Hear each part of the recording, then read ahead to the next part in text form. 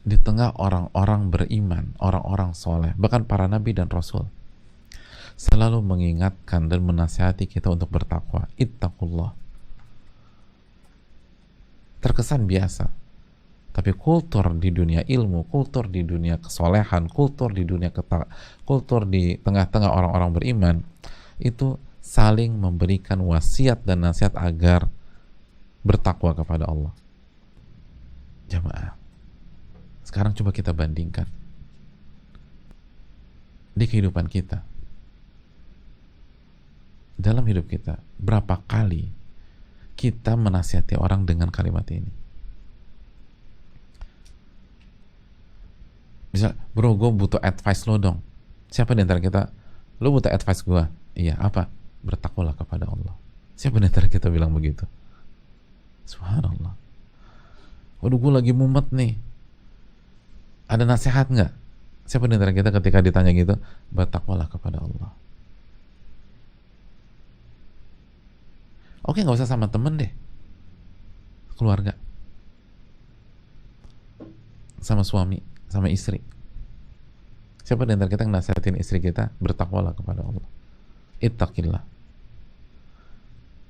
Ketika istri lagi ini misalnya, lagi melakukan kesalahan, lagi miss, kita nasihat, bertakwalah kepada Allah. Ittaqillah, bertakwalah. Atau suami lagi ini, mohon maaf ya mas, atau mohon maaf ya beb, bertakwalah kepada Allah. Gitu. Atau WA kita kirimkan. Atau kasih nasihat ke anak-anak, ngumpulin anak-anak, terus kita bilang nasihat ayah satu, bertakwa kepada Allah. Atau ngelepas anak keluar negeri, studi banding dan seterusnya, nasihat, panggil anak sebelum masuk ke masuk check in atau masuk ke imigrasi, ayah nasihati kamu, atau abi nasihati kamu, atau papa nasihati kamu, bertakwalah kepada Allah di sana. Nak. Siapa di antara kita begitu? Atau ngantar anak, atau ngelepas anak kuliah, atau di pondok, ngantarnya masuk pondok, atau misalnya ke kota tersebut, masuk kos-kosan, dan pas pamitan orang tuanya bilang bertakwalah kepada Allah. Ya itu makanya beda kualitas. Kita meremehkan ini, makanya kita nggak maju-maju. Kita meremehkan ini, makanya kualitas kita tetap di bawah. Dan mereka menghargai ini, maka mereka naik. Ini wasiat umat-umat sebelum kita dan umat kita. Itu kata Allah Subhanahu wa taala. Ini wasiat orang yang diberikan kitab suci dari sebelum kalian. Dan ini juga wasiat untuk kalian, bertakwalah kepada Allah. Ittaqullah. Makanya dalam haji wada, bertakwalah kepada Allah. Padahal sahabat-sahabat senior ada pada saat itu, tapi tetap bertakwalah kepada Allah. Adapun kita hari ini, nggak semua memang, ada banyak yang dirahmati oleh Allah, tapi sebagian kita nggak pernah menasihati bertakwalah kepada Allah. Atau sebaliknya, ketika ada orang bilang bertakwalah kepada Allah, baper. Maksud lo, jadi gue belum bertakwa nih, marah deh. Lo kok marah? Itu nasihat tuh bagus banget. Nabi kasih nasihat kepada sahabat-sahabat di haji wada, bertakwalah kepada Allah. Ittaqillah. Makanya jamaah sekalian Allah muliakan, dulu para ulama itu senang banget dikasih nasihat bertakwa kepada Allah. Senang. Kata Yazid, ada seseorang, beliau dengar ada seseorang menyampaikan kepada Abu Hanifah. Abu Hanifah satu dari 4 imam madhab yang sangat terkenal, atau biasa kenal dengan madhab Hanafi. Madhab Hanafi berafiliasi ke ulama besar bernama Abu Hanifah. Jadi ada Abu Hanifah, ada Imam Abu Hanifah, ada Imam Malik, ada Imam Syafi'i, ada Imam Ahmad bin Hanbal. 4 madhab yang paling tersebar di dunia. Alim besar, Imam Abu Hanifah, satu dari 4 imam madhab. Imam Abu Hanifah itu kakek gurunya Imam Syafi'i. Karena Imam Syafi'i, salah satu guru Imam Syafi'i adalah Al-Imam Muhammad bin Hasan Syaibani.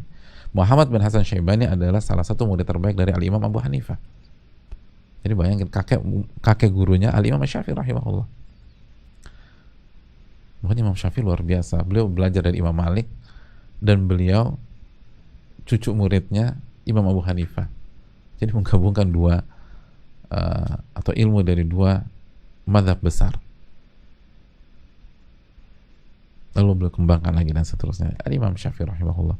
Nah, kita balik lagi, ada orang menyampaikan nasihat kepada Imam Abu Hanifah, ittaqillah, ittaqillah. Oh, luar biasa jemaah. Bertakwalah kepada Allah. Bertakwalah kepada Allah.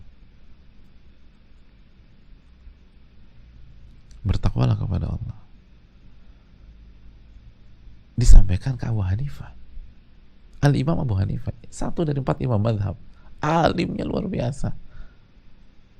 Nasihatnya suruh bertakwa kepada Allah. Subhanallah.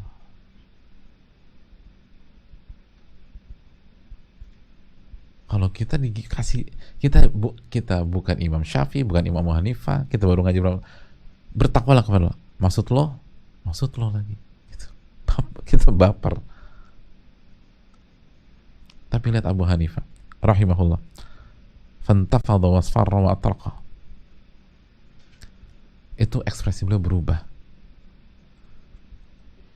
Ekspresi beliau berubah ketika dinasihatin itu. Lalu beliau kan jazakallahu khaira. Jazakallahu khaira. Semoga Allah memberikan engkau kebaikan yang berlimpah. Semoga Allah membalas engkau dengan kebaikan. Semoga Allah membalas engkau karena nasihatmu yang begitu bagus itu dengan kebaikan. Ma'ahwajan nas kulla waqtin ila man yaqulu lahu mithla hadha. Betapa butuhnya manusia setiap waktu untuk diingatkan dengan kalimat seperti ini. Ittaqillah, bertakwalah kepada Allah. Kita nih butuh.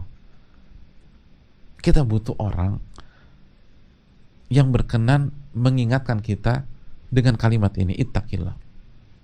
Masya Allah. Kita berani gak sih ngomong gitu ke guru kita?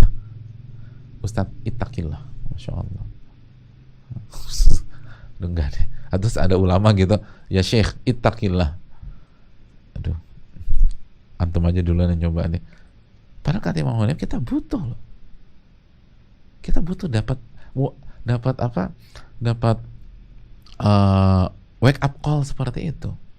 Diingatkan lagi, ya saya harus bertakwa ya. Dan kalau kita dapatkan nasihat itu, jangan baper. Dan semoga Allah jaga kita dari hal baper seperti ini. Semoga Allah jaga kita.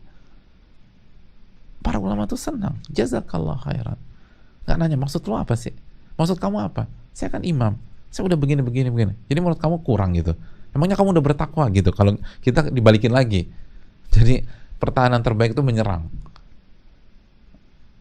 Lo nasihatin gue bertakwa, emangnya lo udah bertakwa? Udah berantem deh kita.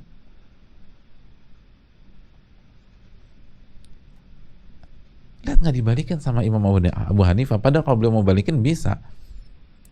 Karena kita butuh ketakwaan. Karena itu takwa adalah kunci dari solusi. Takwa adalah kunci dari rizki. Takwa adalah kunci dari keberkahan.